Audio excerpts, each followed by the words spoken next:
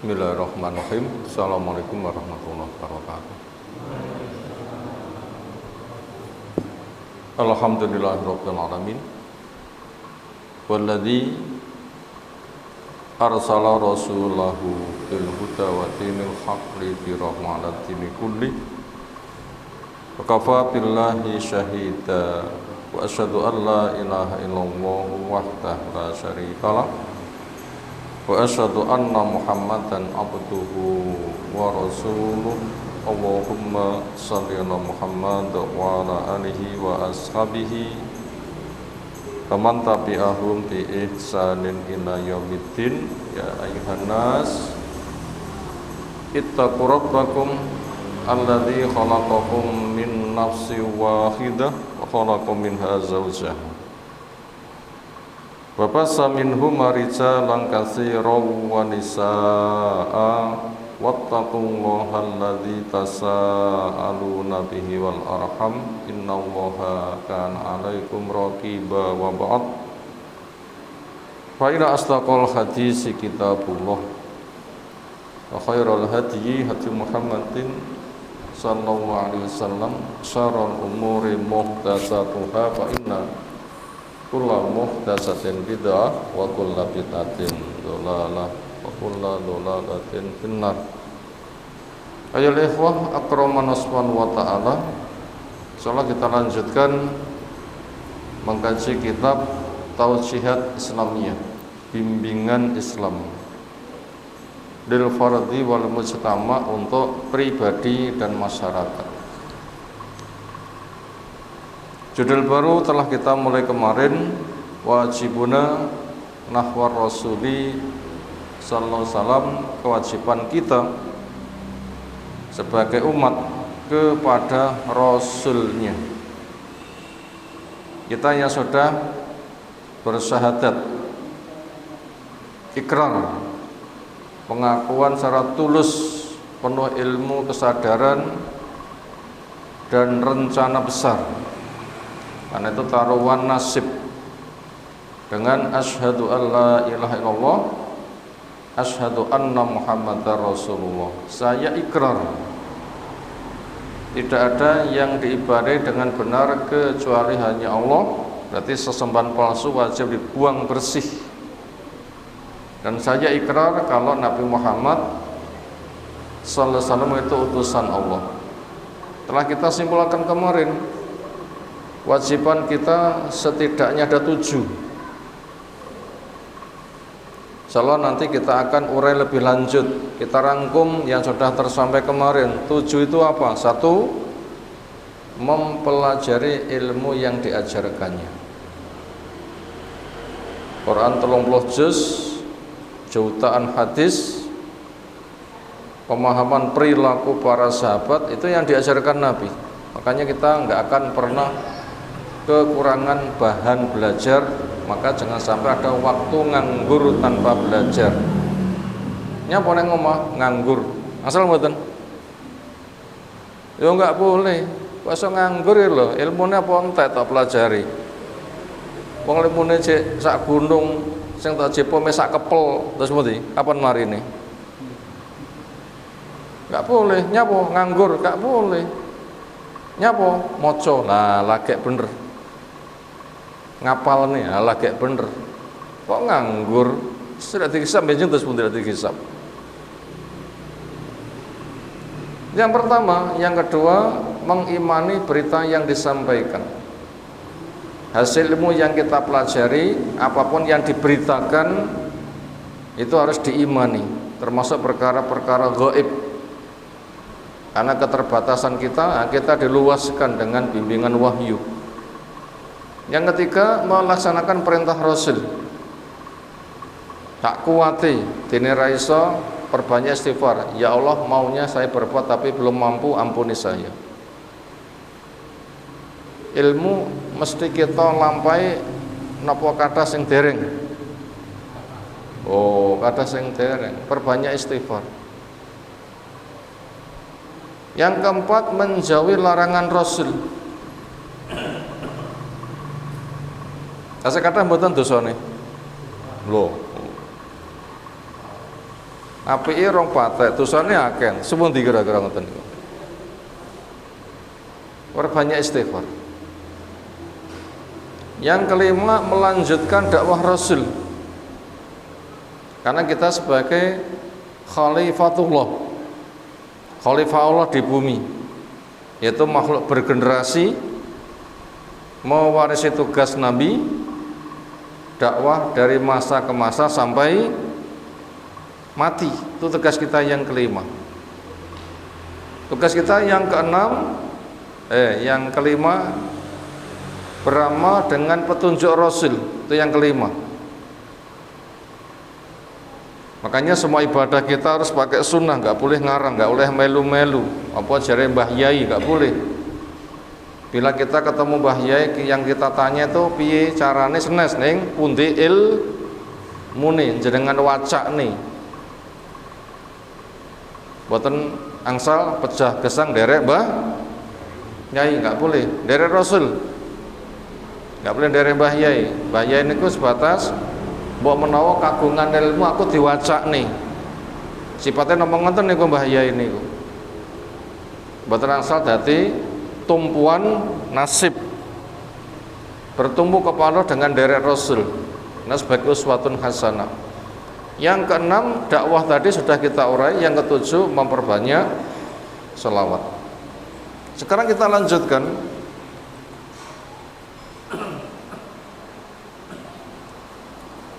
Kita mulai nomor 2, walaupun yang kemarin sudah kita sampaikan dengan ringkas. Yang pertama adalah mencintai Rasul luwih ketimbang mencintai diri, suami, istri, bapak, ibu, anak, harta, jabatan, dan semuanya. Rasul kudu nomor 1. Rasul nimbali kabeh kudu ditinggal nih. Kenapa? Itu tanda sempurna iman, dan itu nggak bakal diblocok nih, dan itu tidak memberatkan. Yang kedua, mentaati apa yang diperintahkan oleh Rasul. Apa saja perintah Rasul? Di antaranya lek ndonga nyanggone Allah tok, wa butullaha, sembahan Allah wahdah, Allah tok. Makanya nggak boleh minta pada orang mati. Wal isti'anatu bi, dan minta tolong kepada Allah. Ihdinas iyyaka na'budu wa iyyaka nasta'in. Isti'anah itu minta tolong itu hanya kepada Allah. Kepada makhluk sifatnya kerjasama. Kepada Allah minta, kepada makhluk kerja sama. Ya, sing iso wae. Perintah berikutnya, wasiduku untuk jujur, wa kunu ma'asodikin, dadi wong sing jujur. Ini termasuk perintah Rasul. Itu diantara contohnya. Berikutnya perintah Rasul, wal amanah, untuk jadi orang yang kena dititipi, dipercaya aman.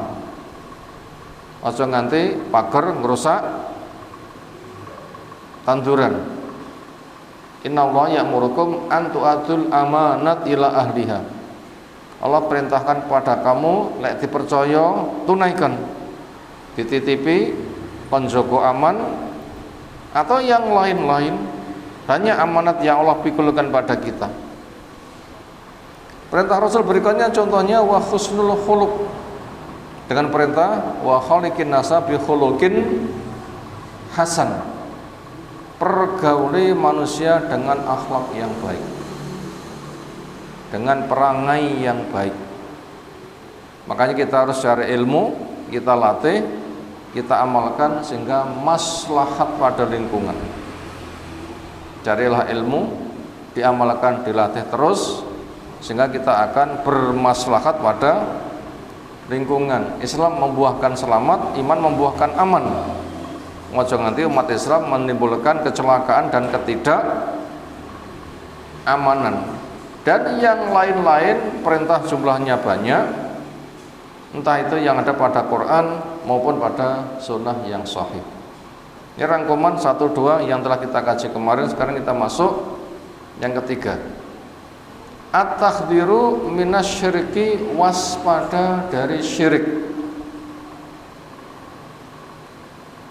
alladzi yang hadzara minhu, mewaspadakan darinya Rasulullah sallallahu alaihi wasallam. Wa huwa, apa itu syirik? Sarful ibadati, memalingkan ibadah. Mestinya mung kagungane Allah ning dipalingkan li ghairillah, untuk selain Allah. Ka du'ail anbiya, seperti berdoa kepada para nabi. Wal auliya, seperti berdoa kepada para wali. Wa talabil madati, dan minta pertolongan, wal auni, dan bantuan, minhum, kepada nabi atau wali. Waqat qala, telah dawuh Nabi sallallahu alaihi wasallam, man mata, sapa sing mati, wa wa yad'u min dunillah, dek sambat nyuwun dongane kepada selain Allah, nidan sebagai tandingan, kudune kepada Allah tok, tapi carikan saingan, dakhalan naro, dia masuk neraka. Rawal Bukhari. Wan niddu, arti niddun, yaitu al-mislu, berarti ada Tuhan lain semisal Allah, itu tidak boleh. Wasyariku, ada Tuhan lain yang berserikat bersama Allah, itu tidak boleh. Ini yang ketiga. Materi telah kita baca. Kewajiban kita pada Rasul adalah Rasul mewaspadakan kepada kita supaya menjauhi syirik, maka supaya kita bekerja keras menjauhi syirik. Dan ini merupakan materi dakwahnya semua nabi, semua rasul, nggak ada yang beda. Sebagaimana Allah menjelaskan, walaqad ba'asna fi kulli ummatin rasulan an ibudullah wa jtanibut taghut. Telah kami utus di setiap umat adanya rasul. Napa tugasnya? Apa umat niku? Rasul langsung atau melewati utusannya Rasul atau pewarisnya Rasul. Lek kita sami mboten langsung saking Rasul, ning liwat sinten? Pewarisnya Rasul. Tapi Rasul sampun ninggal. Sinten pewarisnya Rasul? Ahli ilmu. Di awali Abu Bakar, Umar, Utsman, Ali, dan semua sahabat. Turun ke generasi tabi'in dari masa ke masa. Nah, sekarang kita sebagai gilirannya. Sebagai gilirannya. Semuanya telah mewaspadakan kepada umat dari bahasa syirik. Makanya ketika menyembah Allah tok yang diibadahi, kepada syirik wajib untuk dijauhi. Dan syirik itu merupakan dosa terbesar. Yang ancaman syirik pertama, nggak diampuni dosa kecuali tobat nasuha sebelum mati. Yang kedua, bila pernah punya amal soleh hancur, ludes. Yang ketiga, bila sedang beramal soleh gak diterima. Orang yang paling rugi keroyo-royo ngamal jebule gak ditompo, entah dana, waktu, tenaga, semua potensi. Lalu yang keempat, bila diputuskan hisab nanti pasti neraka. Yang kelima, gak akan dimentaskan, gak ada penolong untuk keluar. Yang keenam, surga haram. Oh, ngeri mboten resiko syirik. Ngeri sekali resiko syirik. Kalau begitu syirik itu apa? Itu sudah menjadi bahasa yang banyak kita kenal. Berserikat. Napa berserikat niku? Syirik niku berserikat.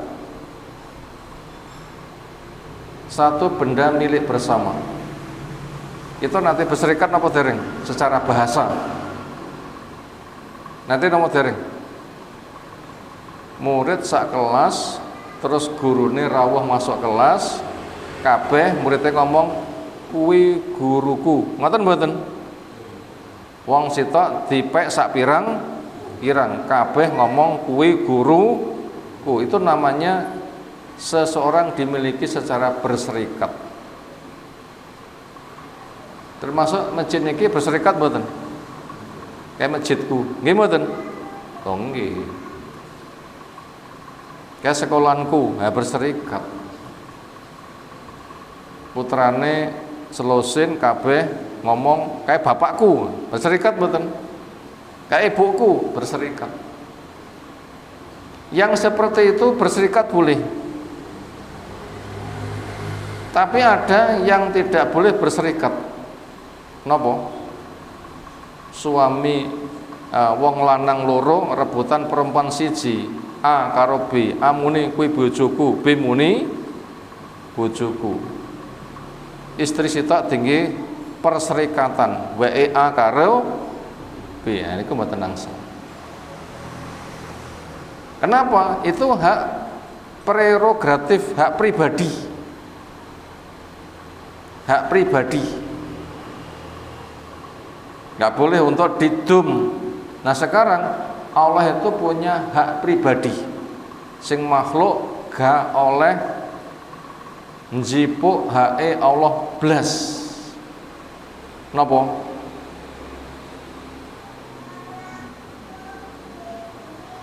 Pengokohan pencipta alam. Kabeh harus mengakui itu hanya milik Allah. Lek nganti wonten sing ngomong sing mencipta alam kuwi Allah karo Nyi Roro Kidul. Itu namanya syirik di tauhid rububiyah. Nyi Roro Kidul niku tenanan apa cerita?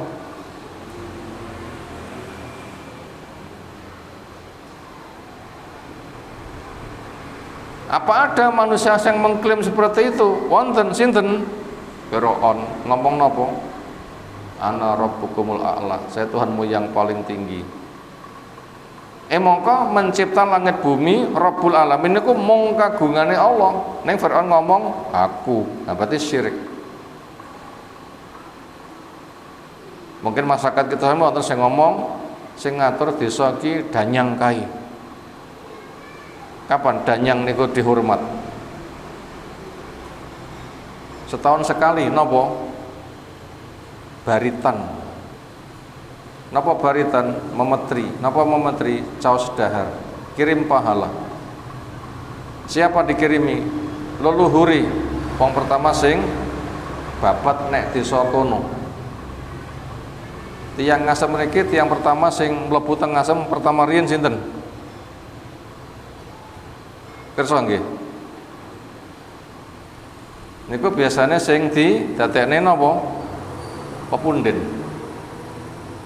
Makanya ketika siji suro akhirnya berkembang semua di bulan suro itu memetri caos dahar nyaosi sesuatu kepada leluhuri. Tujuane kono wis sowan menyang Allah, muga-muga ditungakne desa sing pertama dibuka kuwi muga-muga diberkahi. Berarti sambat kepada wong sing mati. Berarti acara baritan itu acara syirik. Dan semisal itu jumlahnya banyak. Termasuk setiap mau masuk Ramadan rame yang kuburan, maca Quran atau tahlil akbar. Pahala dikirimkan wong mati, tujuannya mereka supaya mendoakan keluarga sejori moga-moga diparingi kekuatan puasa. Lah wong mati kok kon ndonga? Disambati ra krungu mereka sudah tidak beribadah. Kita juga nggak tahu bagaimana nasibnya di sisi Allah. Berarti termasuk acara tahlil akbar masuk Ramadan, baca Quran masuk Ramadan itu masuk syirik. Ini masyarakat mboten ngerti dikira tahlil bener kabeh, dikira maca Quran bener kabeh. Wah niku pahalane maca dhewe wong mati. Terus bar disangoni dongakno nyang Allah muga-muga kita kuat poso. Kan malah syirik ta nggih niku. Ndrunyame nemen. Nemen mboten ndrunyame. Ndrunyam niku napa? Lho ngeri. Rantai sopan blas. Ini kira-kira kita sami lek wani irungi presiden demoken. Wani mboten kira-kira? Wani mboten? Karo Pak Teddy dinapani kira-kira mungkin. Pengawal presiden ini. Lah mek menungso ngono rawane lho, Allah kok malah di nrunyami dos pundi apa enggak kebangetan tiyang syirik niku. Demo irunge presidennya gak wani kok malah hak ya Allah zat yang mulia malah dihinakan. Lho ngeri lho kondisi masyarakat. Pun dikira syirik niku terhormat, elake pol. Ning sayang mboten kathah tiyang sing ngerti, tokoh-tokoh kanthah sing blocok nih, kayak kedoke kiai saking nemene masyarakat pangga mantuk kaya gampang men diapeki ngoten iki. Alangkah nemen bodohnya masyarakat. Ini perkara yang mengerikan. Kenapa ini ditakdir, diperingatkan sangat keras. Nah, termasuk ibu-ibu air kalau disambati rewang nopo hitung dinanan patang puluhan satu sene sewune setahun pisan, nggak boleh. Itu acara syirik itu. Ujung-ujungnya pahala acara itu dikirimkan wong mati disambati, doakan kepada Allah. Itu kan acara syirik. Gak boleh ta'awun saling tolong menolong. Wah, lek ngono aku diserengeni dulurku. Ya pokok Allah gak njerengeni ora apa-apa. Apa golek ridhone manusa kan jamin nasib saged nggih? Gak bisa. Lek kono ngejek elek kene kudune ngejek apik. Sampeyan rewang ya apa carane selamatan diwalik enggak bengi ngaji ya ngaji apa tauhid selamatan ki ra oleh wani mboten muni ngoten lho diwalik mawon kono wani ajak-ajak lho sing salah wani ajak-ajak mosok dimenera wani ajak-ajak kudune luweh wani ora ewuh pake woh. Jika wonten kami tua sing lurus agamane acara desa ngoten-ngoten niku ditolak kabeh. Akhirnya demo, ya wis mudhun ae. Jadi wong biasa malah gak nanggung beban, malah dadi takmir masjid malah makmur masjid dan sebagainya. Kenapa? Itu peringatan keras. Peringatan keras syirik. Yang kedua, hak Allah yang nggak boleh diperserikati adalah menetapkan hukum halal, haram, perintah, larangan, dosa, pahala, jalan surga, sebab neraka niku Allah sing sampun netepake. Bila tiyang boten angsal gawe hukum piyambak, ngarang ibadah, ngarang sholawat. Wonten masyarakat kathah mboten tiyang sing ngarang ibadah. Sholat iku kudune Allahu Akbar ning usolli panggih bid'ah niku nggih. Salat jenazah dipun tata Allahu Akbar ning muni sadèrèngipun salat dawa.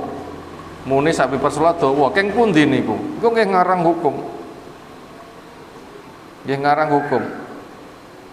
Menawi tiyang menika mboten rumangsa cukup malih ngarang dhewe, mereka berarti merampas hak ketuhanan apa? Membikin syariat. Loh banyak itu syirik itu, bukan semata bid'ah itu. Bukan semata bid'ah, itu bid'ah yang masuk kepada kelas kesyirikan, mengerikan. Yang seperti itu. Itu banyak terjadi di masyarakat. Termasuk praktek dukun dengan jimat-jimat, seolah jimat itu punya kemampuan mandiri untuk menjaga, memberikan keamanan, menetapkan nasib, itu termasuk syirik. Itu yang ketiga, perkara yang diwaspadakan oleh Nabi SAW, yaitu perbuatan syirik, yaitu mestinya hak itu milik Allah kemudian dirampas oleh makhluk. Maka doa kepada para nabi, kepada orang soleh, minta tolong kepada mereka, minta buat kepada mereka, itu contoh-contoh kesyirikan yang kita sedang ambil contoh di pembahasan kita malam hari ini. Terus rapian yang keempat, tugas kita kepada Rasul apa? An-nu'mina, untuk kita imani,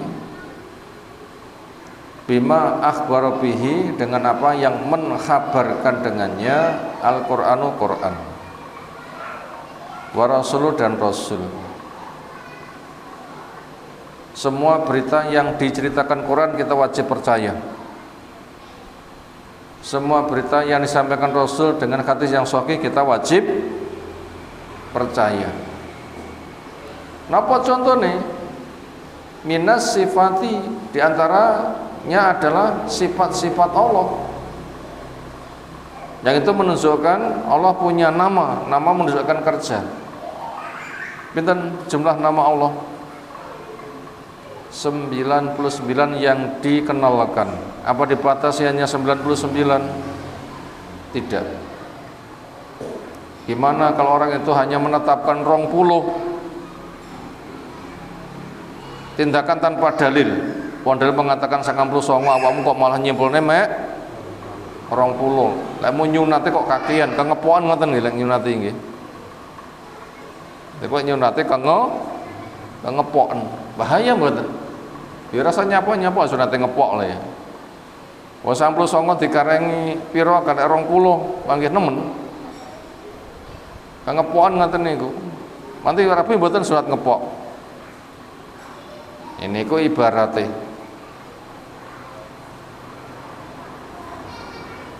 Kemudian nama Allah menunjukkan kerja. Allah punya nama Ar-Razzaq, kerjanya memberi rezeki. Allah punya nama Al-Ghani, kerjanya memberikan kekayaan. Allah punya nama Ar-Rahman, kerjanya memberikan rahmat yang bersifat luas dan cukup. Allah punya nama Ar-Rahim, memberikan rahmat yang bersifat terus. Dan semuanya Allah punya nama menunjukkan kerja. Nama Allah mesti menunjukkan kerja, tapi tidak semua kerja Allah jadi nama. Semisal Allah punya kerja al-kalam, bicara. Ning menika senes nama Allah al-kalim atau al-mutakalim, enggak boleh. Nama menunjukkan kerja, tapi enggak semua kerja menjadi nama, maka itu pakai dalil. Di sini apa yang dicontohkan dari sifat Allah? Ka'uluwillahi, seperti tingginya Allah alal arsy, di atas ars. Ini berita yang disampaikan Quran maupun Sunnah. Berita yang disampaikan Quran, Allah tinggi di atas arsy, pundi ayate? Ar-Rahman alal arsy istawa. Allah zat yang Maha di atas arsy istawa. Napa makna istawa? Ala wartawa, tinggi dan naik. Apa itu arsy? Atapnya alam raya, payung, makhluk yang paling gede. Bumi sing kita pijak niku kelasnya bintang-bintang di langit, kelasnya mek kerikil cilik. Ya mongko gede lho nggih bumi. Pun nate mlayu ngubengi desa Ngasem napa dereng? Lek mlayu tok pun mengkis-mengkis napa dereng kira-kira? Nah, dunia seperti apa? Bumi yang kita pijak itu hanya setitik kerikil di alam raya dari bintang-bintang yang ada, dan semua itu berada di tengkurapnya langit yang satu. Bumi yang kita pijak ke langit itu butuh 500 tahun bila kita mampu. Nah, gedene pol. Jumlah langit pitu, masing-masing ketebalannya 500 tahun. Jaraknya masing-masing 500 tahun. Bumi yang kita pijak ke aras itu bila kita mampu butuh waktu 50.000 tahun. Dhuwure pol. Langit yang 7 dibanding dengan kursi Allah niku kelasnya 7 lingkar cincin dibuang di padang pasir. Luasnya kursi dibanding aras niku ibaratnya cincin nek tampah. Lah aras kaya ngopo gede nih. Semua makhluk di bawah aras, gak ada yang di atasnya. Yang di atasnya itu hanya Allah Ta'ala. Ini berita dari Quran. Ar-Rahman alal arsy istawa. Tugas kita nggak ngecek, tapi tugas kita memahami isi dalil dan mengimani. Apa tugas kita? Memahami isi dalil lalu mengimani. Gimananya kembalikan kepada Allah. Karena kita nggak dituntut untuk tahu bagaimananya. Serahkan kepada Allah bagaimananya. Silakan kepada Allah bagaimananya. Tugas kita mengimani. Kenapa kita harus mengimani? Tahqiqan karena merealisasikan, mewujudkan liqaulihi terhadap firman Allah Ta'ala, sabbihisma rabbikal a'la, surah Al-A'la. Yang pertama, sabbih, maha sucikan. Isma rabbika, nama Allah Rabbmu, al-a'la, zat yang paling tinggi. Di atas kita ada langit, di atas langit ada langit sampai lapis 7, di atas langit ada aras, di atas aras Allah ada di sana tanpa menjamah. Kursi itu bukan tempat duduknya Allah, bukan tempat kakinya Allah. Karena Allah tidak menetapkan dirinya menjamahkan kaki dan menjamahkan kaki di kursi dan menjadikan kursi sebagai tempat duduk. Allah enggak menceritakan. Makanya kita enggak boleh mengatakan begitu tanpa ada dalil. Itu zat yang paling tinggi. Apakah Allah enggak kuwalan memantau kepada hambanya sing doi kaya ngono? Adoh itu karena kekecilan kita. Buat Allah cedek. Atau itu karena kita kecil. Wah, gunungnya dawur. Ya pancen awakmu mek semono. Ya dawur gunung. Tapi malaikat penjaga gunung niku nggih kelasnya mek puluhan. Gede malaikat niku. Sak doe mripat nyawang, Jibril niku rong entek-entek gedene. Bila kelasnya gunung, namun apa kelasnya puluhan. Kecil kalau begitu.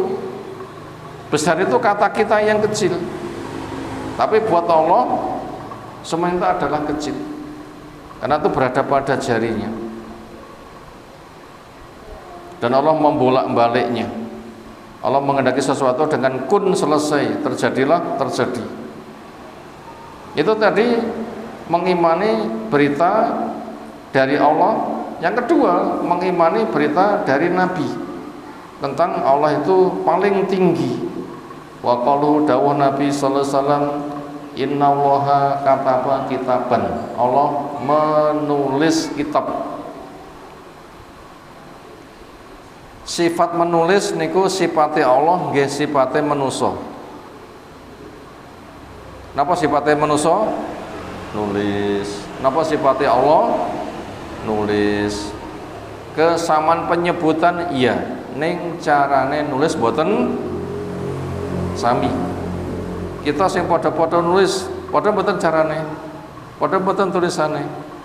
Enek sing gampang diwaca, enek sing tulisan dokter. Napa tulisan dokter? Penuh rahasia. Sing paham, sing ngerti rahasiane. Niku kesan umum, napa mesti ngoten duka. Bahasa semisal. Bahwa indahu, dan kitab itu ada di sisinya, faqal arsy, ada di atas ars, muttafaq alaih, disepakat atasnya oleh Imam Bukhari, oleh Imam Muslim. Nah, tugas kita begitu, paham dalil lalu mengimani, menyerahkan kepada Allah. Bagaimana caranya kita tidak ngerti, dan kita memang tidak dituntut incengan Allah cara nulis piye niki apa menginceng tenan terus nyapo. Oh bakno ngono, bagi mek ngono tok to nggih. Allah enggak menugasi. Wa anna Allah, dan sungguhnya Allah ma'a ibadi, bersama hambanya, bisami, dengan pendengarannya. Makanya semua yang kita ucapkan, bahkan yang ada di hati kita, Allah mendengar. Wa yabsuru, dan memandangnya. Wa alimahu, dan mengetahuinya. Bisamihi wa basarihi wa ilmihi. Allah menyertai hambanya dengan pendengarannya, penglihatannya, dan ilmunya, dan semuanya berada pada jarinya. Liqouli ta'ala, sebagaimana firman Allah Ta'ala di surah Tuhan yang ke-46, qala la takhafa innani ma'akuma asma'u wa ara. Musa, Harun, awakmu budalo ndak wae Firaun, enggak usah wedi, enggak usah khawatir. Kenapa? Saya bersama kamu berdua. Asma'u, saya mendengar, aro wa aro, dan saya melihat. Itu tadi kewajiban kita yang keempat. Sekarang yang kelima. Inna min wajibil muslimin, sesungguhnya diantara kewajiban umat Islam, ayyashkurullaha, untuk syukur kepada Allah, ala bi'sahidihi, dengan diutusnya Rasul sallallahu alaihi wasallam, wa maulidi rasuli, dan kelahirannya Rasul al-Karim sallallahu alaihi wasallam. Wayatamasaku, maka akhirnya mereka bisa berpegang teguh bisunati, dengan sunnahnya Rasul. Wa minha, diantara sunnah Rasul adalah siyamun, puasa, yaumal isnai, di hari Senin, alladzi, yang su'ila ansomi, Nabi ditanya tentang hikmah puasa hari Senin. Waqala, jawabnya, dzalika, itu yaumun, hari wulidtu fi, saya dilahirkan. Wa fi, dan di hari Senin, buistu, saya diutus. Wa alayya, dan hari Senin juga kepada saya unzila, dituruni wahyu, yaitu Al-Qur'an, rawahu Muslim.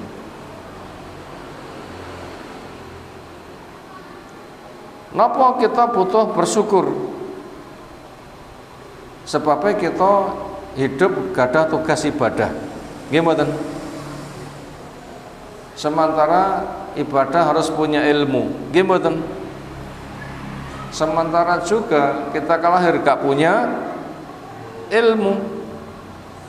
Akhirnya Allah menurunkan ilmu, dan Allah menghendaki sing diulang manusa, sing ulang ya manusa. Allah membikin sebuah ketetapan dengan diutusnya Rasul.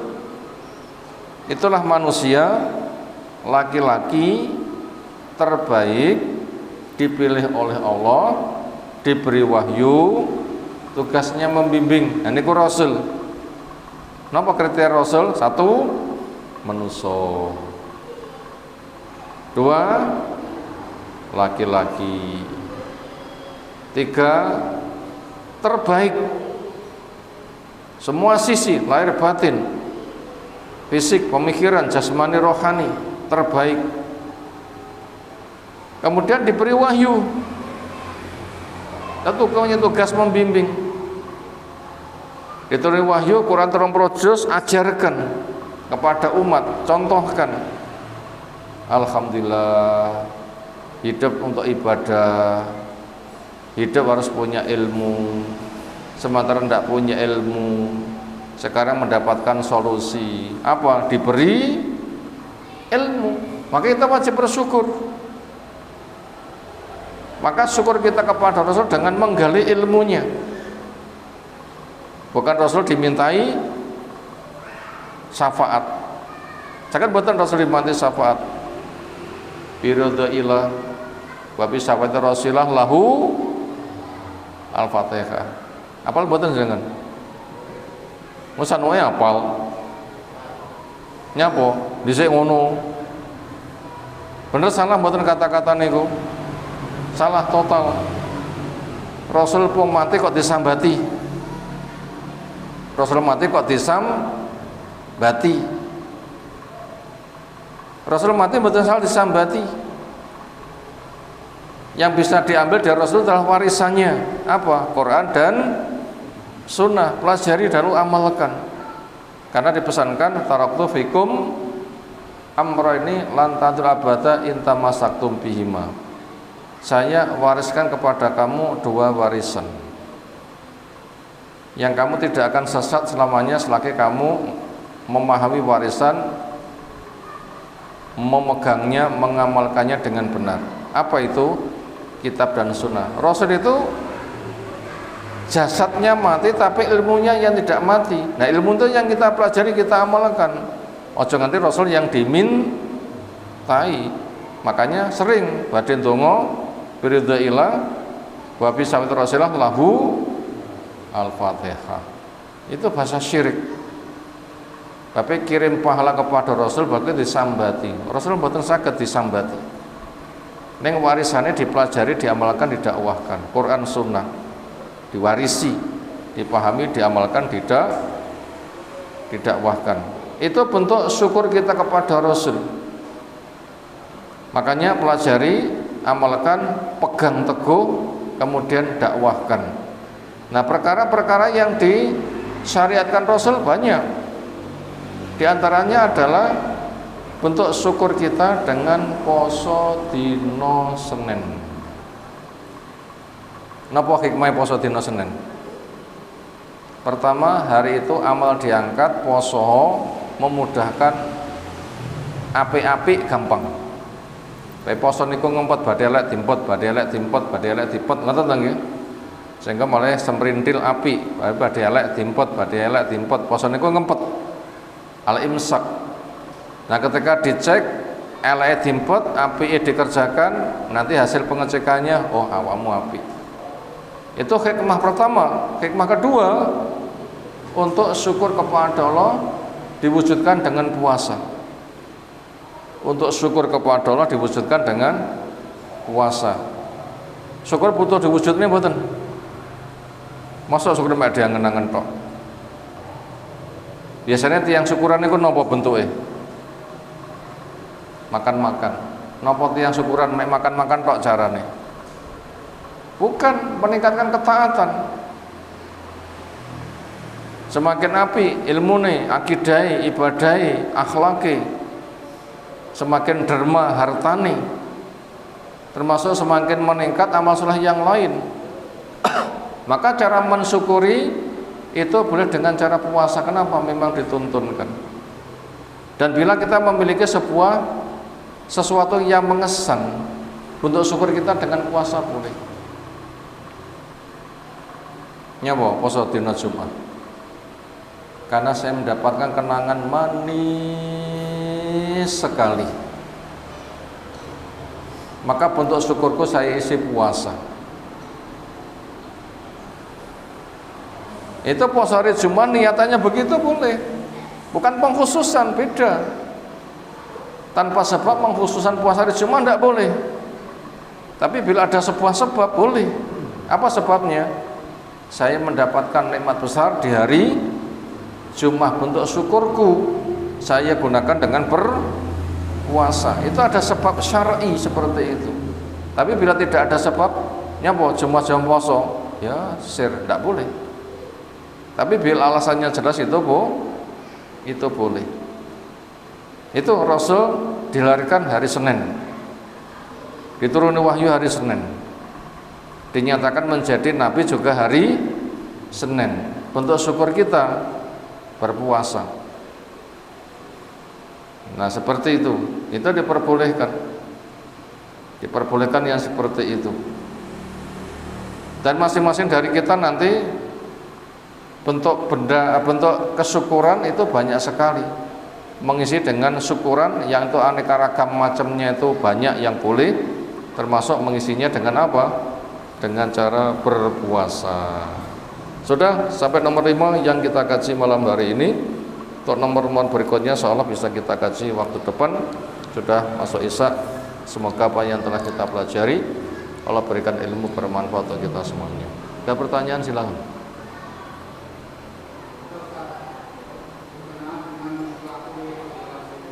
Pelaku syirik.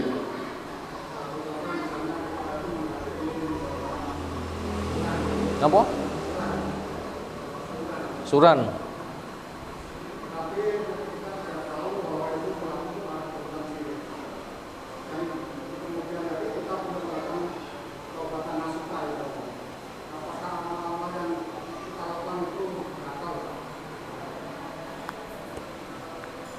Belum tahu hukum, banyak perbuatan maksiat dikerjakan, akhirnya tobat.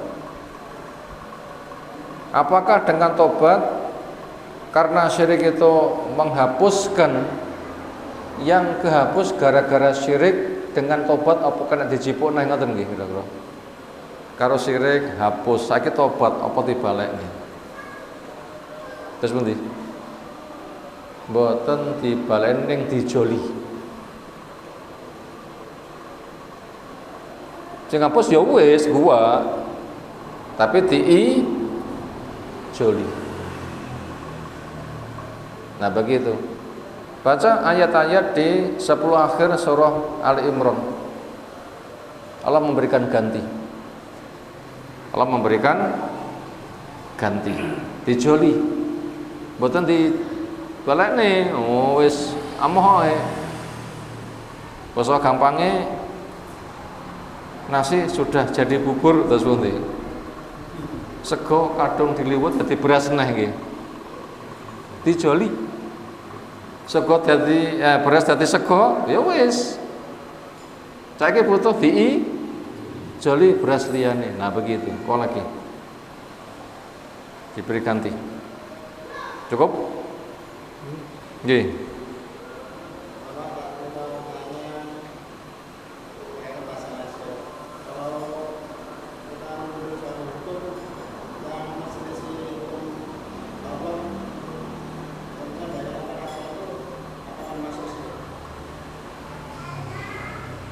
Waman lam yahkum bima anzalallah, siapa yang berhukum kepada hukum selain Allah. Berarti Allah sudah punya hukum, dia itu menyelisih pakai hukum yang lain, ngoten nggih. Niku apakah termasuk syirik? Butuh untuk diperinci. Karena belum tahu, karena melu-melu. Lek belum tahu, dengan belajar nanti selesai. Melu-melu dengan belajar nanti selesai. Kenapa?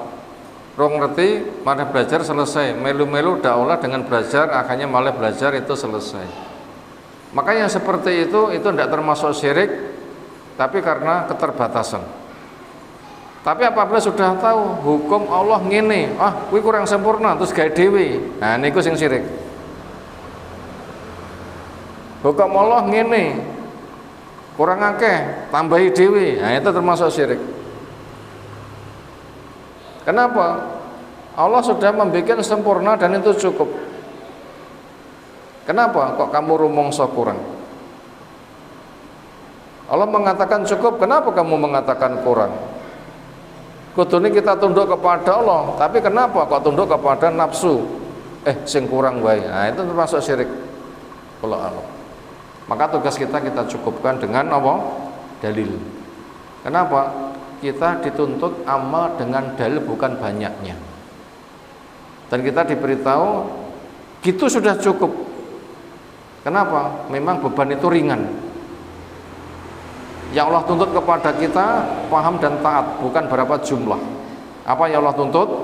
Paham, taat, ridho, bukan berapa jumlah. Nah, demikian yang kita sampaikan. Subhanakallahumma bihamdika asyhadu an la ilaha illa anta astaghfiruka wa atubu ilaik. Assalamualaikum warahmatullahi wabarakatuh.